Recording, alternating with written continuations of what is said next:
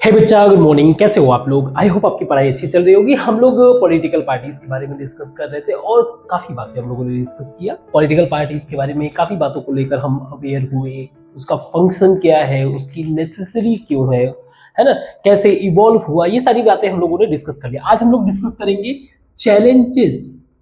Challenge क्या है political parties के लिए? Challenges to political parties. So देखा जाए तो चार मेजर ऐसे चैलेंज हैं, 4 मेजर चैलेंजेस हैं जो पॉलिटिकल पार्टीज फेस करती है। 4 मेजर चैलेंज। नंबर 1, चारों यहीं पे डिस्कस कर देते हैं। सबसे पहला है आपका lack of internal democracy. Means party के अंदर डेमोक्रेसी का ना होना। पहले इनको मैं डिस्कस कर दूं, उसके बाद फिर एक्सप्लेन करेंगे प्रॉपर वे से। दूसरा, डायनेस्टिक सक्सेशन पॉलिटिकल पार्टीज में। तीसरा है आपका, कह सकते हो, role of money and muscle power.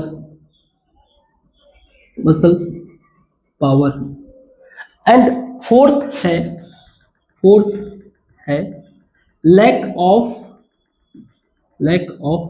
Meaningful choice, या इसको और भी नाम दे देंगे, बट अभी चलो ऐसे ही रहने देते हैं।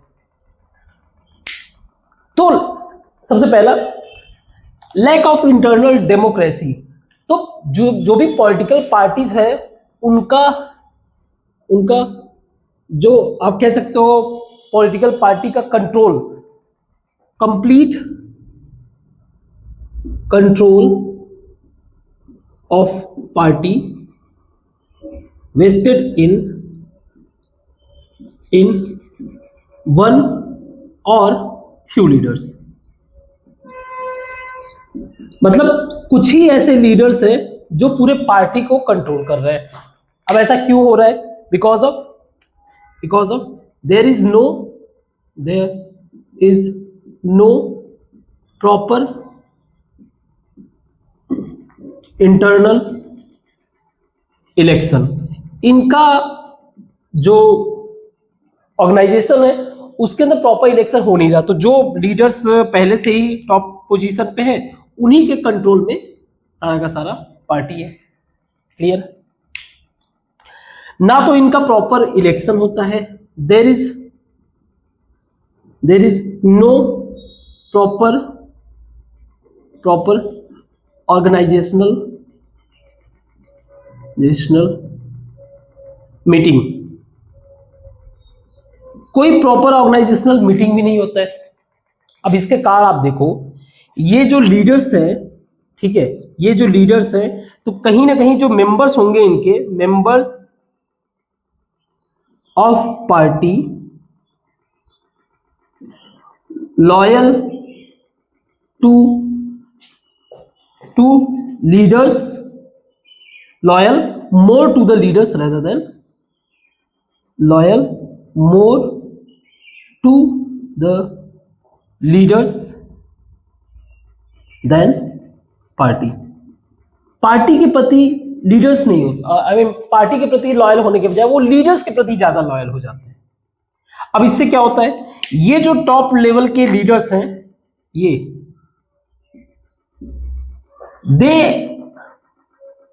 यानी टॉप लीडर्स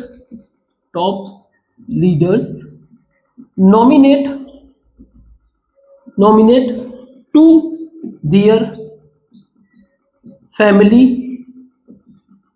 मेंबर्स और friend members, family members for top position के लिए ये जो टॉप लीडर्स हैं ये अपने ही फैमिली मेंबर्स को नॉमिनेट करते रहते हैं। जिसके कारण party led to dynastic succession. Party कैसा हो जाता है? डायनेस्टिक सक्सेशन देखने को मिलता है। तो जो जेन्युइन मेंबर्स होते हैं, जो टैलेंटेड मेंबर्स होते हैं, उनको कहीं ना कहीं जो है प्रॉपर अपॉर्चुनिटी नहीं मिलता है। This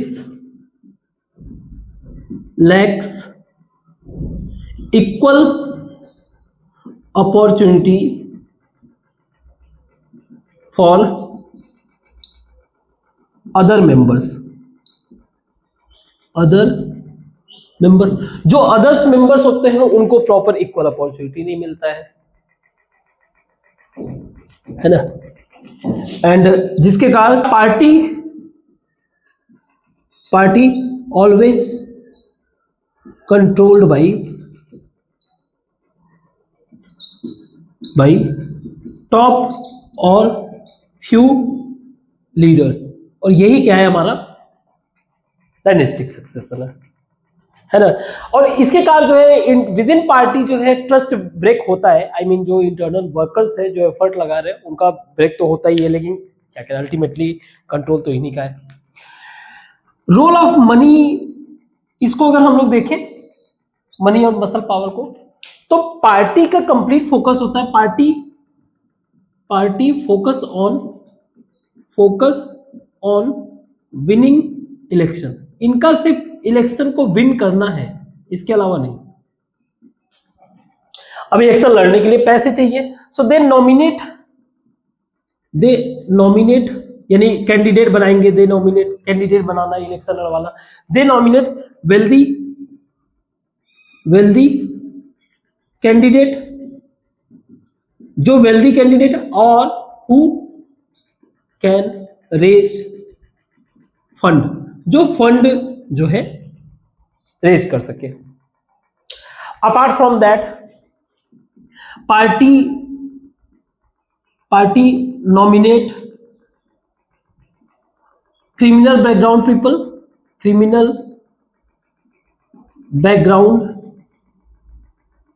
people who can win the election।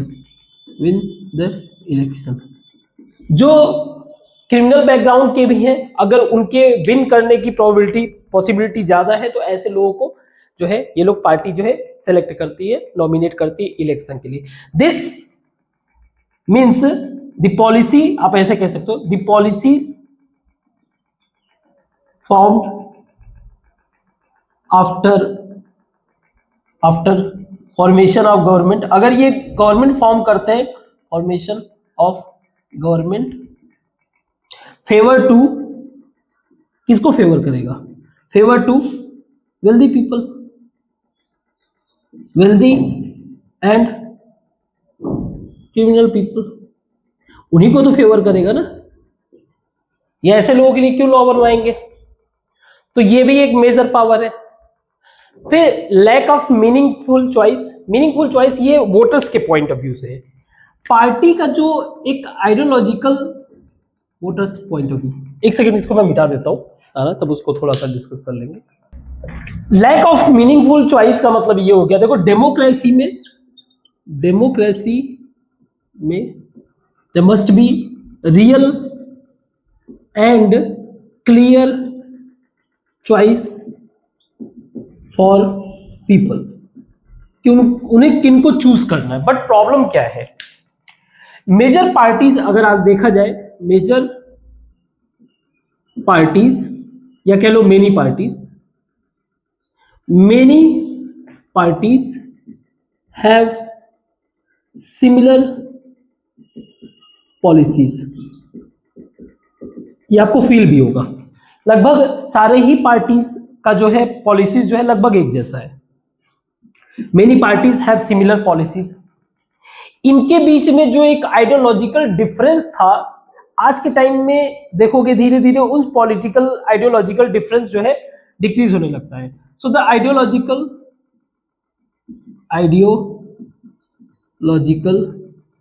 differences differences reduce among the party. जो पार्टीज के बीच में आइडियोलॉजिकल डिफरेंस था वो धीरे धीरे कम होने लगता है, जिसके कारण जो है parties follow common,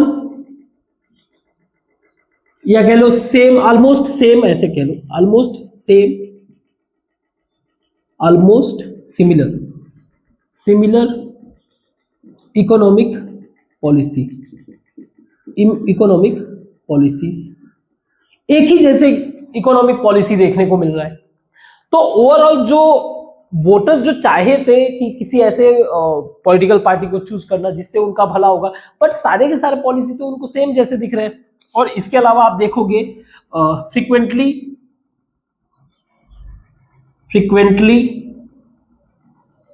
leaders of one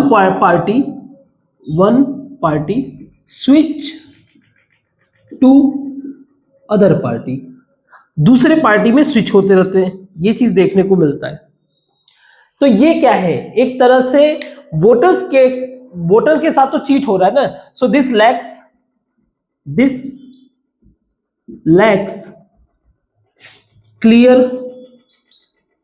clear and meaningful choice for voters.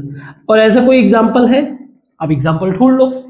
आप अगर ब्रिटेन में जाओगे वहां पे भी ये वाला चीज देखने को मिलेगा, और ब्रिटेन तो छोड़ ही दो, वहां पे मत जाओ। अभी आप इंडिया में देख लो, इंडिया में करना क्या है, आप पॉलिसी के पॉइंट ऑफ व्यू से आप पिक करो, जरा कंपेयर करो। पॉलिसी वही चलती चली आ रही है जो पहले आ रही थी, उसी को बस थोड़ा सा मॉडिफाई किया जाता है, और ये सारे के सारे पॉलिटिकल पार्टीज करते हैं। बट उसके पीछे ठीक है, जस्टिफिकेशन में आप जाओगे, हर कंट्री का एक अलग तरीके का वे ऑफ डेवलपिंग, मतलब पाथ होता है, सबका अलग अलग डेवलप होने का पाथ होता है। हमारा इंडिया का भी अलग पाथ है, बट ठीक है, हमें ये चीज भी समझना चाहिए। एट द सेम टाइम जब ऐसे निगेटिव बातें आ रहे हैं तो फिर इंडिया के कंटेक्स्ट को भी समझना चाहिए। उसके लिए बेस्ट तरीका है आप इंडिया के हिस्ट्री वगैरह को समझो, पढ़ो, तब समझ में आएगा। खैर, चैलेंजेस, ये मेजर चैलेंजेस है जो हम लोगों ने 4 मेजर चैलेंजेस को डिस्कस कर लिया, इसको मिटाते हैं और आगे डिस्कस करते हैं। तो हम लोग पॉलिटिकल पार्टी को रिफॉर्म कैसे कर सकते हैं उसके बारे में समझते हैं। How can political party reform, हम लोग रिफॉर्म कैसे कर सकते हैं इसको समझते हैं। सी, पॉलिटिकल पार्टी के रिफॉर्म से लेकर फाइनल डिसीजन जो लिया जाएगा, फाइनल डिसीजन कहने का मतलब ये है कि इस क्वेश्चन का इतना इजी आंसर नहीं है, नॉट इजी आंसर, इसी को समझते हैं। So final decision taken by leaders, specially top leaders of political party. अब सोच के देखो आप, ये कोई ऐसा रिफॉर्म करेंगे जिससे इनका स्ट्रॉन्ग होल्डिंग जो है पार्टी के ऊपर वो वीक हो जाए, है ना। So not ready to take such decision which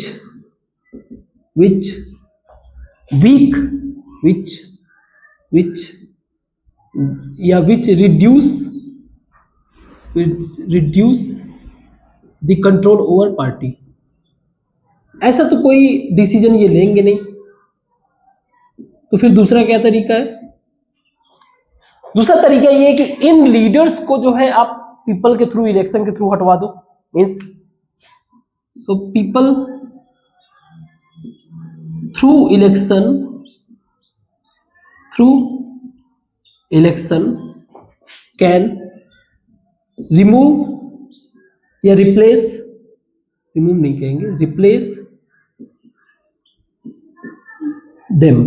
but problem ये है रिप्लेस करने के बाद भी replace them new set of leaders will come in power, और कहानी फिर से वहीं पहुंच जाएगी, जो ये कंट्रोल करते थे वही ये करने लगेंगे, तो ओवरऑल कहानी वहीं पे पहुंच जाएगी।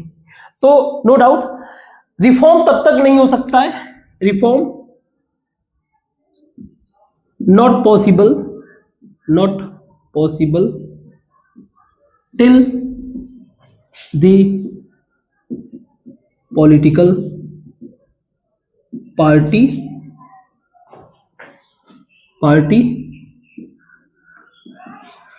Willing to reform. जब तक पॉलिटिकल पार्टी का इच्छा ना हो रिफॉर्म करने का, तब तक तो पॉसिबल नहीं है। इसके बावजूद भी apart from that still some effort has been taken to reform. हमारे इंडिया में कुछ एफर्ट लिए गए, उसको समझ लेते हैं। कुछ एफर्ट लिए गए हैं रिफॉर्म करने के लिए, उसको समझते हैं। नंबर 1 एक आया था एंटी डिफेक्शन लॉ आया था, एंटी डिफेक्शन लॉ। इसमें जो है प्रॉपर कॉन्स्टिट्यूशनल बदलाव हुआ था, कॉन्स्टिट्यूशनल अमेंडमेंट हुआ था, उसके बाद आया था। ये बात है राजीव गांधी जी के टाइम का। उस टाइम को होता क्या था, अर्लियर सिचुएशन ये था, अर्लियर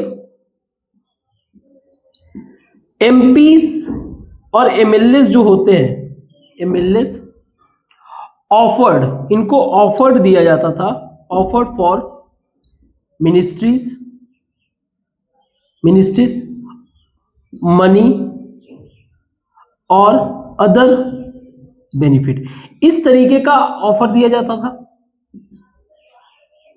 इस तरह का ऑफर दिया जाता था टू लीव दी पार्टी को छोड़ के आ जाओ, हमारे में ग्रुप में बन जाओ, हम लोग अपना गवर्नमेंट फॉर्म करेंगे, उसमें तुम मिनिस्टर बन जाना। ये सब इसको बोलते थे, this process is called defection. इसको बोलते हैं डिफेक्शन, ठीक है, डिफेक्ट करना। इसको रोकने के लिए to stop this anti defection law created. अब यह याद रखना, क्लैरिटी आप समझो, कॉन्स्टिट्यूशनल अमेंडमेंट इसलिए क्योंकि आप कोई भी अगर लॉ बना रहे हो, ठीक है, आप समझो अगर आप एक लॉ बना रहे हो, इस लॉ का जस्टिफिकेशन कॉन्स्टिट्यूशन में होना चाहिए। तो पहले क्या किए, कॉन्स्टिट्यूशन के अंदर डाले एंटी डिफेक्शन से रिलेटेड बातें, उसके बाद उसके बेसिस पे फिर ये लॉ बनाए। इस लॉ के अंतर्गत क्या हुआ कि any candidate after winning the election can not change the party. और अब ये रिफॉर्म कहोगे कि क्या कहोगे, क्योंकि इसके बाद तो पार्टी को जो मतलब कैंडिडेट को must align with the leaders decision. इसके कारण क्या हो गया, मेंबर्स मस्ट फॉलो द, या चलो ठीक है ये भी चलेगा, डिसीजन ऑफ टॉप लीडर्स। तो अगर कोई इंटरनल डिसेंट भी है उसको भी शो नहीं कर सकते, मतलब अगर कोई ना भी चाहे तो उसको भी नहीं बदल सकता। खैर ये बात समझ में आया। कोई भी पार्टी मेंबर अगर इलेक्शन जीत के आया तो वो पार्टी चेंज नहीं कर सकता, अगर वो करेगा election can not change a party, otherwise loose the seat. जो सीट है उसको कंप्लीट नहीं किया था मैंने, सीट को जो है वो लूज कर देगा। तो इसके कारण जो है मेंबर को कहीं ना कहीं उस पार्टी के एक तरह से लीडर का पोजीशन और भी स्ट्रांग कर दिया। बट ये एक तरह का जो है रिफॉर्म कंसीडर कर सकते हो जिसमें थोड़ा बहुत बदलाव आया। ठीक है, इसमें और भी बातें बाद में फिर जोड़ी गई, जैसे कि अगर 2/3 मेजोरिटी से मेंबर्स अगर जा रहे हैं, जैसे अभी शिवसेना का ब्रेक हुआ था, है ना, वो आधा पार्टी जो है बीजेपी में ऐड हो गई थी, तो उसको अगर आप फिगर आउट करोगे तो उसमें ये है, बाद में रिफॉर्म किया गया था कि अगर सर्टेन मेंबर्स, ज्यादा मेंबर जो है पार्टी, मान लीजिए 100 है, 100 में से मेजोरिटी ऑफ मेंबर्स जाते हैं सारे के सारे, तो ऐसे लोगों पे डिफेक्शन लागू नहीं होगा। खैर उसको छोड़ते, बस ये समझते हैं रिफॉर्म में। तो ये रिफॉर्म तो हुआ, लेकिन बहुत ज्यादा स्ट्रॉन्ग इसका इंपैक्ट नहीं पड़ा। सेकेंड था एक सुप्रीम कोर्ट का ऑर्डर, इसको एक सेकंड मिटा दूं मैं।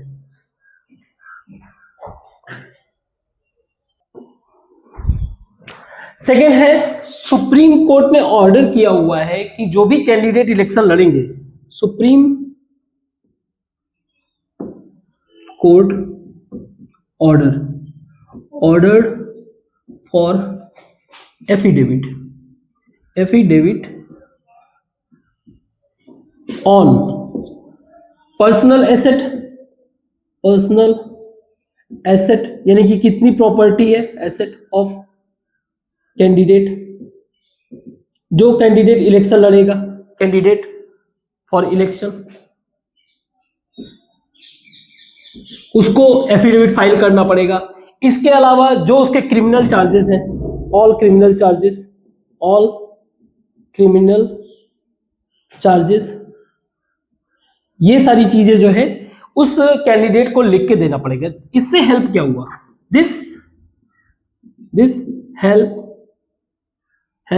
To increase the transparency. But इसमें भी ये भी एक ज्यादा इंपॉर्टेंट है कि ये जो इंफॉर्मेशन दे रहे हैं वो कितना सही है, कितना गलत है, और प्लस जो है पब्लिक तक ये बातें पहुंच रही है कि नहीं, इन सब बातों पे ध्यान देना। Means there is still more work to do for reform. वैसे रिफॉर्म के लिए तो बहुत सारे काम करने हैं, रिफॉर्म बहुत ही स्लो प्रोसेस है, ऐसा नहीं है कि अचानक से रिफॉर्म सारा, स्लोली ग्रेजुअली हमारा कंट्री जो है उधर की तरफ मूव कर रहा है। Third, election commission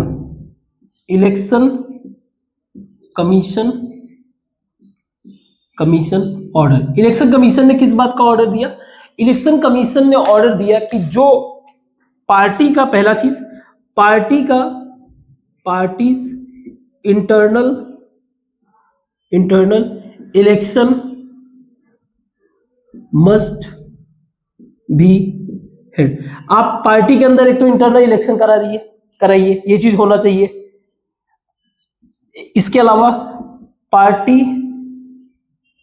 have to file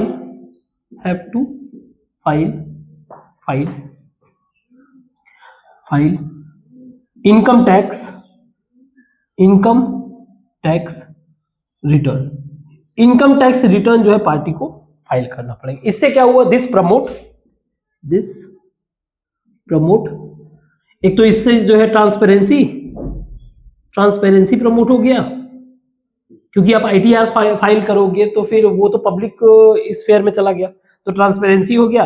and party का इंटरनल डेमोक्रेसी, इस इलेक्शन से पार्टी का internal democracy.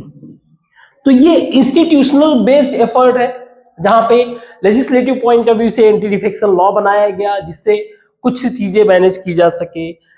Judiciary point of view से ऑर्डर किया गया, आप एफिडेविट फाइल करो, जिसमें जो भी आपका कैंडिडेट इलेक्शन लड़ रहा है उसका पूरा डिटेल, यानी कि उसके क्रिमिनल केसेस क्या है, ये क्या करेगा, आप एसेट और ये रिड्यूस करेगा muscles and money power.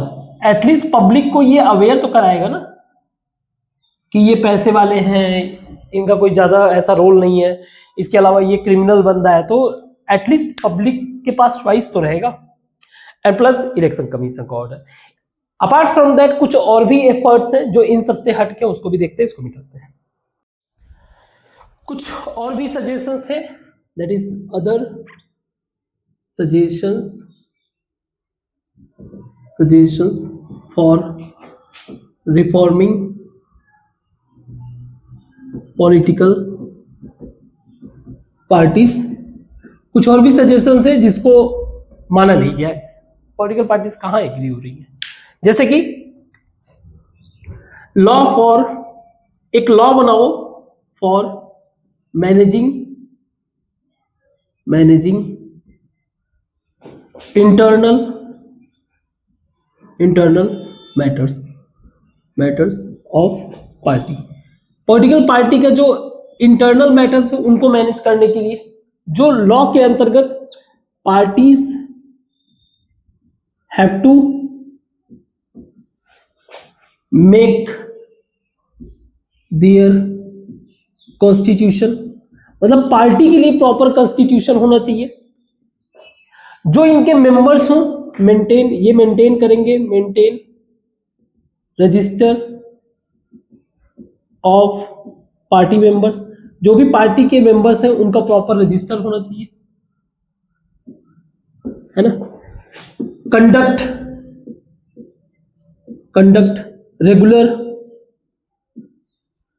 Internal election, party के अंदर जो है प्रॉपर जो सीट्स है या कह सकते हो कि जो इंटरनल डेमोक्रेसी है उसको मेंटेन करें।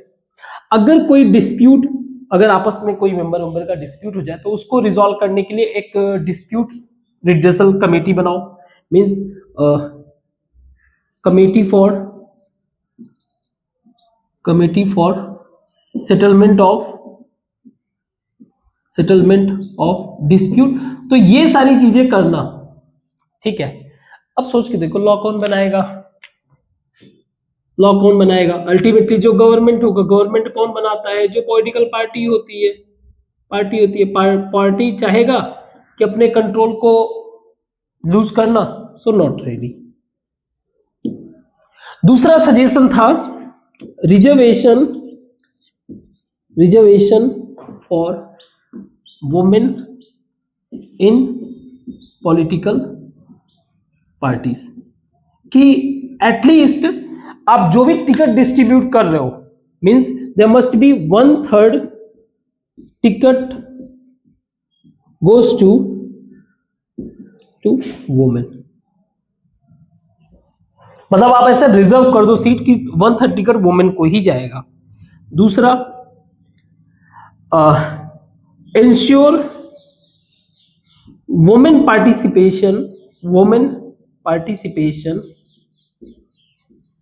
पार्टिसिपेशन इन डिसीजन मेकिंग, जो पार्टी का डिसीजन होता है वहां पे वुमेन पार्टिसिपेशन मेंटेन करो।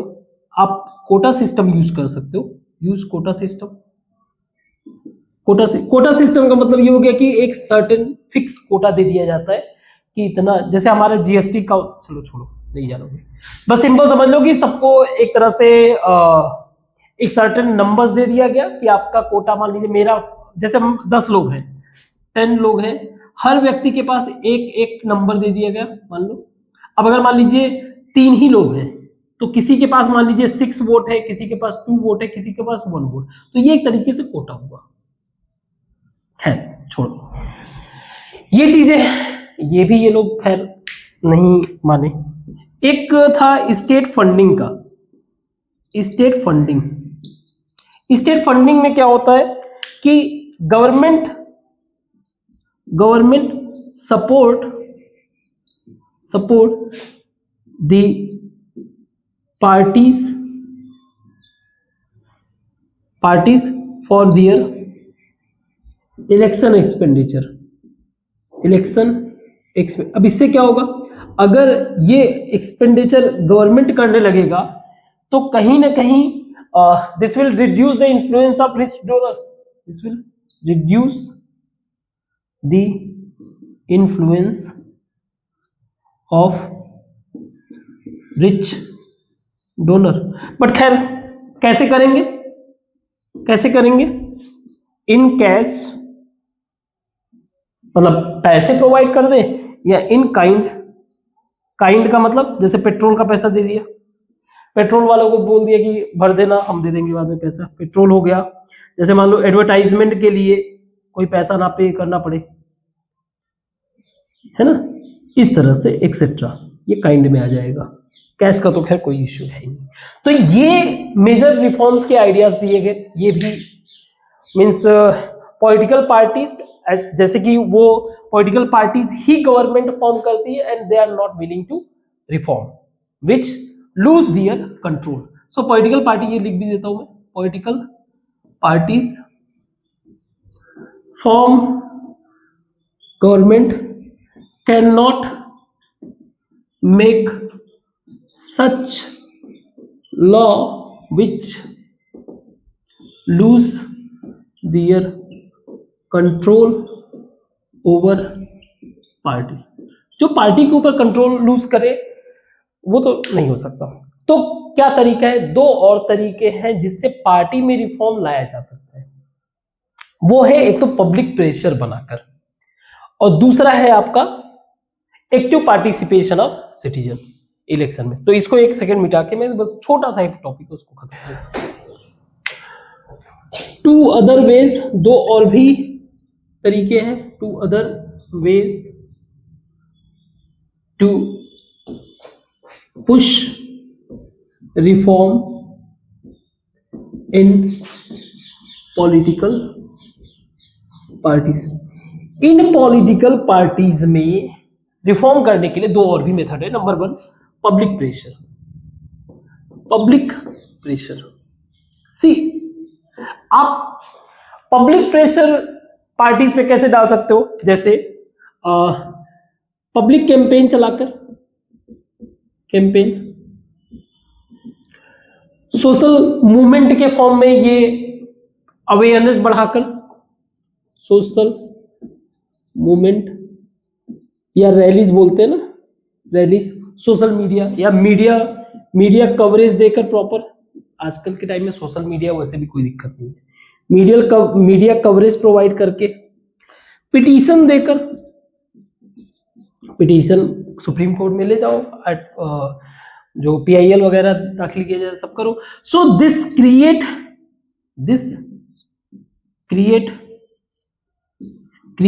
Fear to lose public support. तो जब पब्लिक पार्टी इस बात के डर में जाएंगे ना, then they may take reform seriously, कि भैया अब कोई चांस नहीं है, रिफॉर्म करना पड़ेगा। जब पब्लिक ही सपोर्ट नहीं करेगा तो क्या करोगे? Second, active participation of citizen. See होता क्या है ना कि हम लोग बाहर से क्रिटिसाइज करते हैं गवर्नमेंट को या पॉलिटिकल पार्टीज को, rather than बाहर से क्रिटिसाइज करने के बजाय rather criticizing from outside, people must take part in politics